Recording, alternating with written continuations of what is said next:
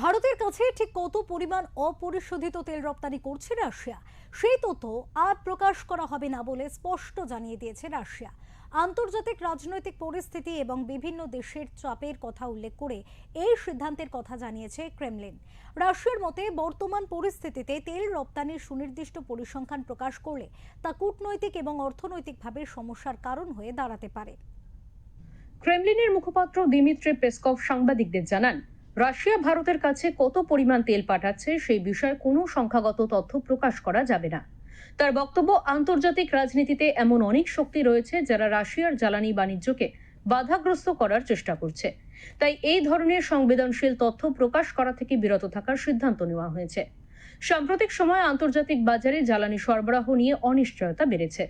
বিশেষ করে পশ্চিম এশিয়ার সংঘাত এবং ইরানকে ঘিরে বাড়তে থাকা উত্তেজনার কারণে বিশ্ব জ্বালানি বাজারে অস্থিরতা তৈরি হয়েছে। এই পরিস্থিতিতে রাশিয়া তাদের তেল রপ্তানির বিষয়টি আরও সতর্কতার সঙ্গে পরিচালনা করতে চাইছে বলে মনে করা হচ্ছে।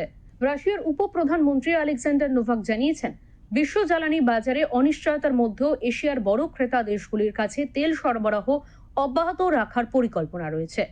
ভারত এবং চীন বর্তমানে রাশিয়ার অন্যতম প্রধান ক্রেতা দেশ।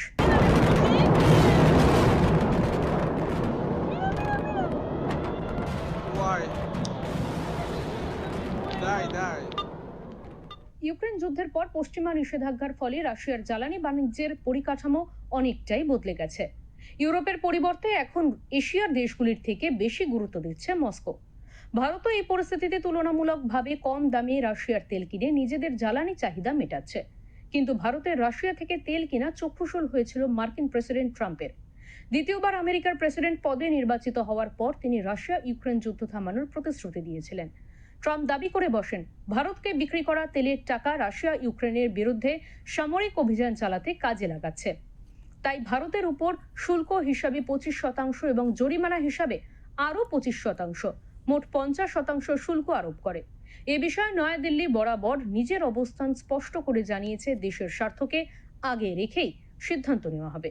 ব্যুরো রিপোর্ট, ওঙ্কার বাংলা।